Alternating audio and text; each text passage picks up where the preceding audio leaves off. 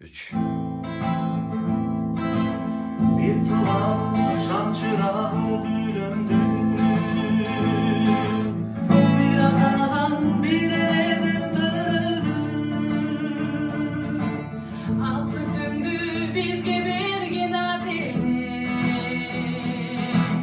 Dize bugün damadında ömür. Aspazo bir tuğlanın sensin bağım. Bek olsun dayım ömür canım. Bek olsun dayım ömür canım. Bir tuğlanın darabındın damını. Tündüğünden gündü yağı carığı. Kayda var bakana ömür geçirme. Silemin yürüdüm carımı.